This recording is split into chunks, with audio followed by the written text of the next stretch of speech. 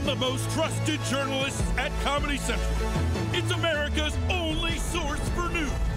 This is The Daily Show with your host, Jon Stewart.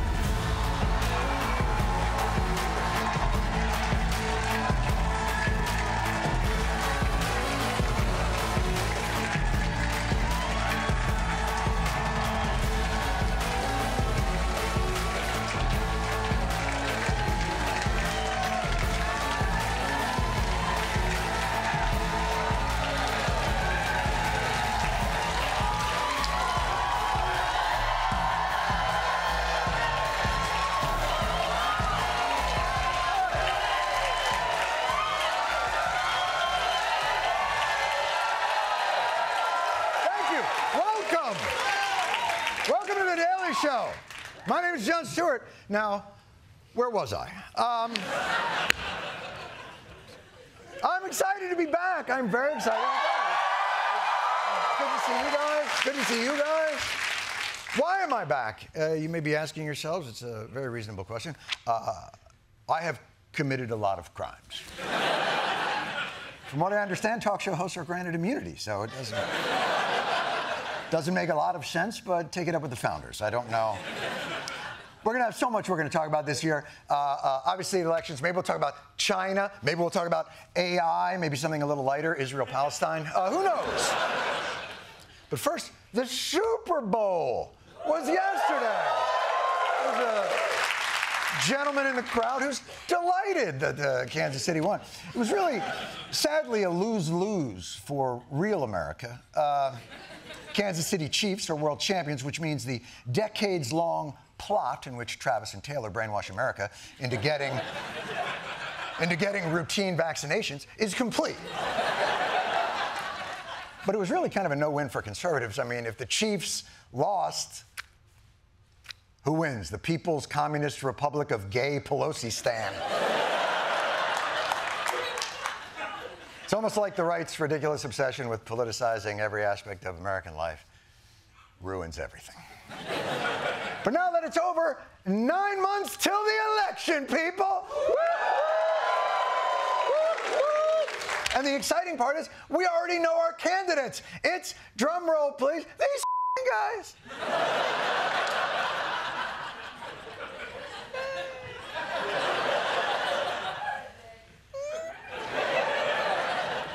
That's why tonight we're debuting our election coverage, Indecision 2024, American Democracy.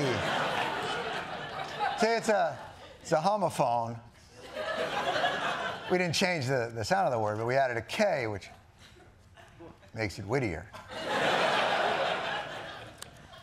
How about Indecision 2024, electile dysfunction? We changed the one letter.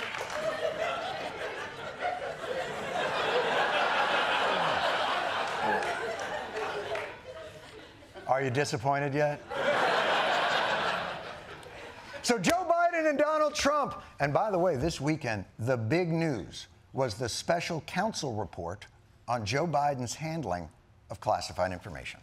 The special counsel's report offers scathing details of what it calls his diminished faculties and faulty memory. Writing, if charged, Mr. Biden will likely present himself to the jury, as he did during his interview with our office, as a sympathetic, well-meaning elderly man with a poor memory. Where did I park those documents?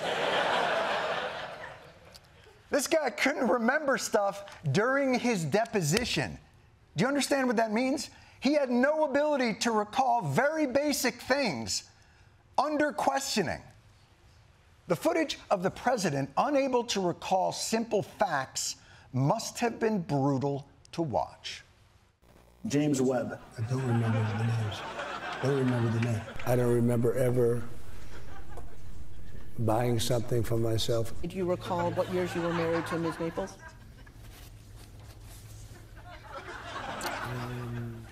I mean, I don't remember that. Okay, as good as my memory is, I don't remember that. But I have a good. So you don't remember saying you have one of the best memories? I don't remember.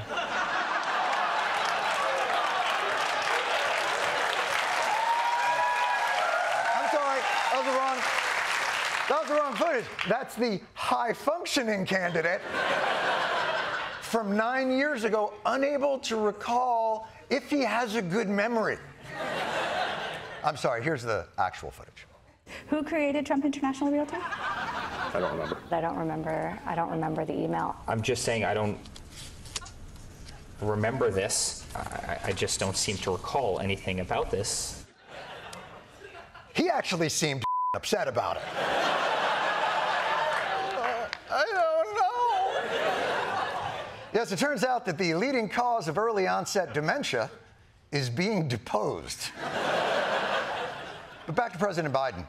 Biden was not about to take the special counsel's characterizations lying down, although chances are he was lying down when. The point is this. To the press conference, Batman! My memory is fine. My memory, take a look at what I've done since I've become president. None of you thought I could pass any of the things I got passed. How'd that happen? I know what the hell I'm doing. I'm president, and I put this country back on its feet. Well, no, I did not say that. Okay. He did not say that. But Mr. President, let me answer your question. Many American people have been watching, and they have expressed concerns about your age. That is your judgment. That is your judgment.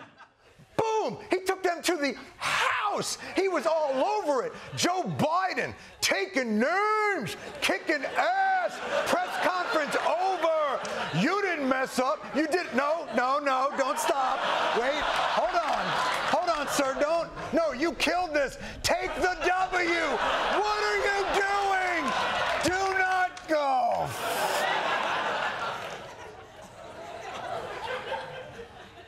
Allow me to present to you a one-man show about what Joe Biden's advisors were doing when he turned around and went back to the podium. The show is called No! Do not go back! Please, but he went back. I'm of the view, as you know, that the conduct of the response in the Gaza Strip has been over the top.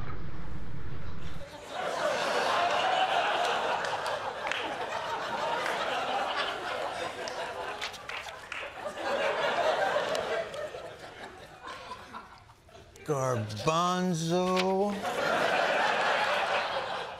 garment, Gaza.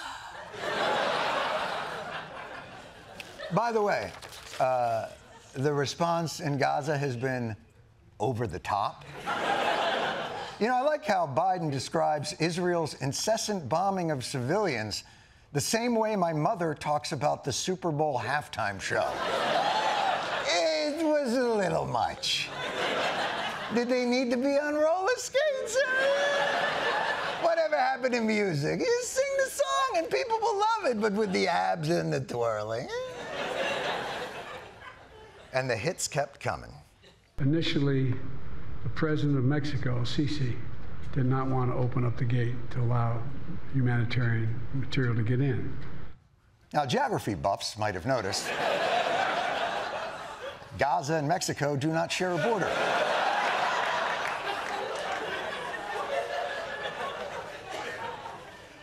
Biden was referring to Sisi, the president of Egypt, not Mexico.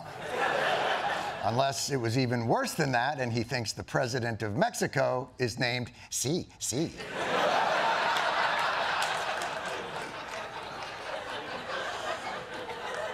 So Joe Biden had a big press conference to dispel the notion that he may have lost a step, and politically speaking, lost 3 to 4 steps. But don't worry, because they don't need the press conference. The Super Bowl was on Sunday, and the president was offered a chance, as per tradition, to do an interview where millions and millions of people could see him competently and clearly lay out his 2024 agenda. Or he could just turn that down and do what this is. The Biden-Harris campaign joined TikTok over the weekend. The first video was released during the Super Bowl, and it shows President Biden answering questions related to the big game. Game or halftime show? Game. Jason Kelce or Travis Kelce? Mama Kelce. I understand she makes great chocolate chip cookies.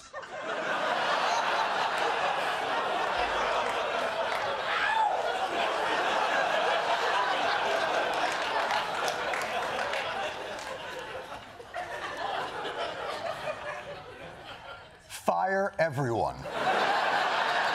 Everyone. How do you go on TikTok and end up looking older? So yes, everyone spent the entire weekend talking about whether the Democratic choice for president is mentally up to the challenge of the world's most demanding job. So what was his opponent saying this weekend? We have to win in November, or we're not going to have Pennsylvania. They'll change the name. They're going to change the name of Pennsylvania.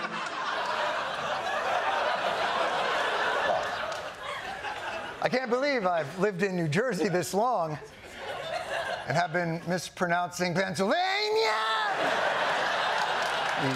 Apparently the emphasis is at the end of the line.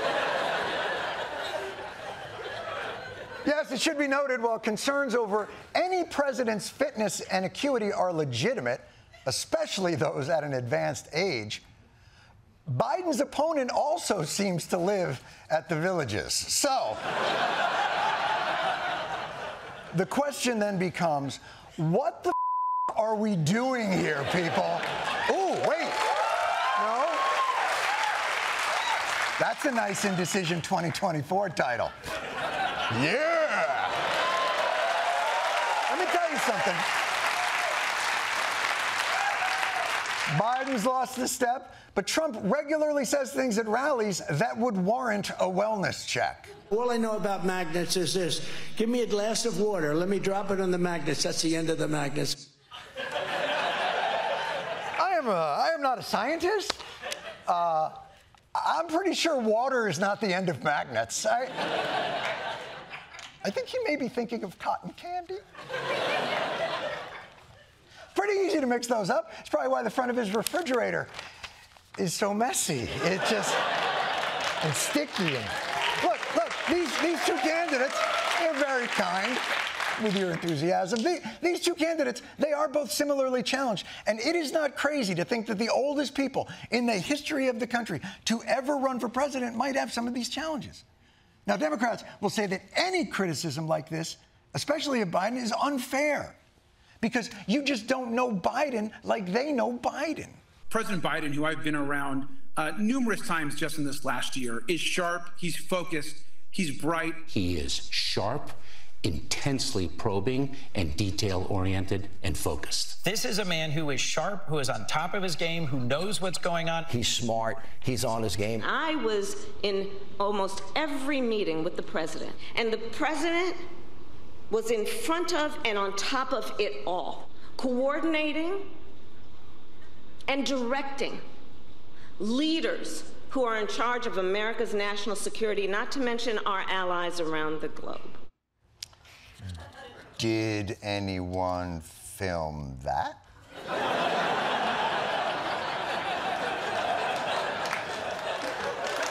Because if you're telling us behind the scenes he is sharp and full of energy and on top of it and really in control and leading, you should film that. That would be good to show to people instead of a TikTok where he goes, chocolate chip cookie.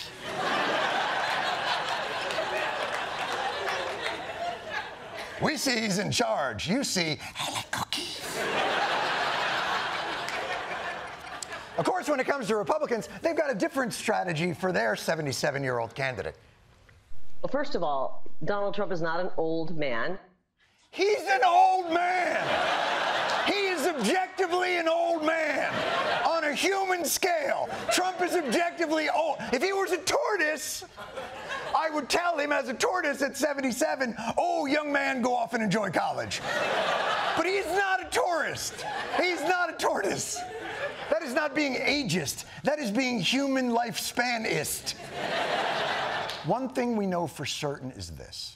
We have two candidates who are chronologically outside the norm of anyone who has run for the presidency in this country, in the history of this country. They are the oldest people ever to run for president, breaking by only 4 years the record that they set.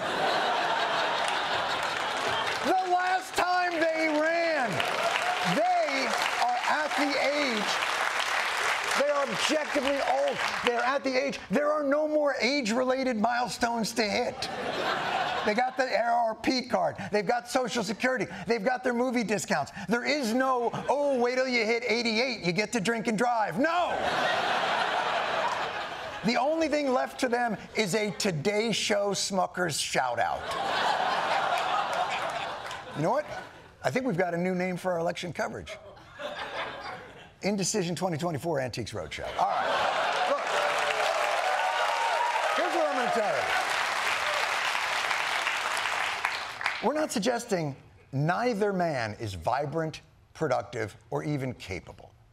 But they're both stretching the limits of being able to handle the toughest job in the world. What's crazy is thinking that we're the ones, as voters, who must silence concerns and criticisms. It is the candidate's job to assuage concerns, not the voter's job not to mention them. And look, I'm not trying to be cruel. I didn't want to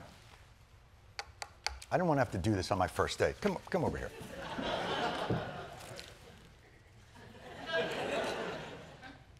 Look at me. Look what time hath wrought. Look.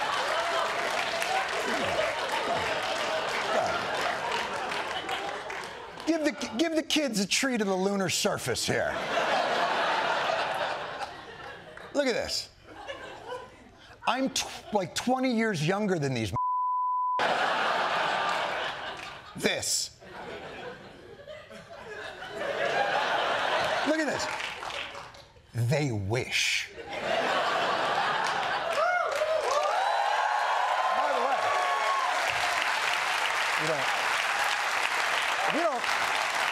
if you don't, here's the truth. And if you think like, oh, 20 years isn't that long, this is me 20 years ago.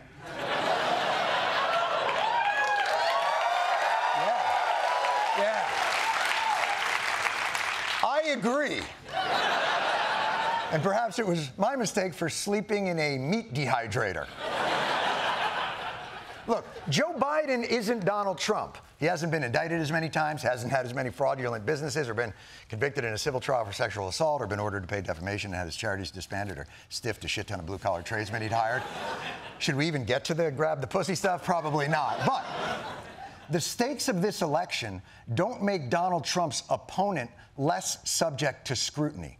It actually makes him more subject to scrutiny. If the barbarians are at the gate, you want Conan standing on the ramparts, not chocolate chip cookie. So what's the good news?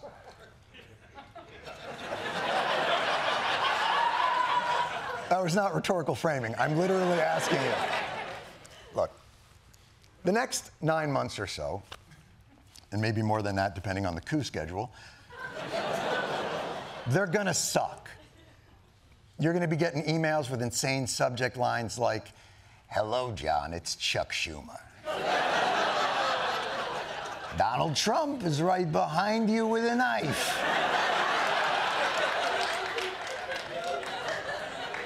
Donate." You're going to get inundated with robocalls and push polls and real polls, and people are going to tell you to rock the vote and be the vote and vote the vote and finger bang the vote. And it's all going to make you feel like Tuesday, November 5th is the only day that matters. And that day does matter. But man, November 6th ain't nothing to sneeze at, or November 7th. If your guy loses, bad things might happen. But the country is not over. And if your guy wins, the country is in no way saved. I've learned one thing over these last 9 years, and I was glib at best and probably dismissive at worst about this.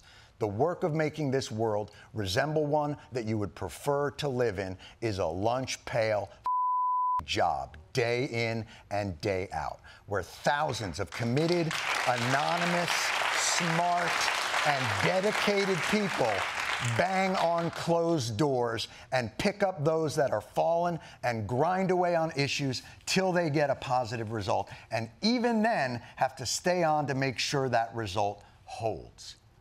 So the good news is, I'm not saying you don't have to worry about who wins the election. I'm saying you have to worry about every day before it and every day after, forever.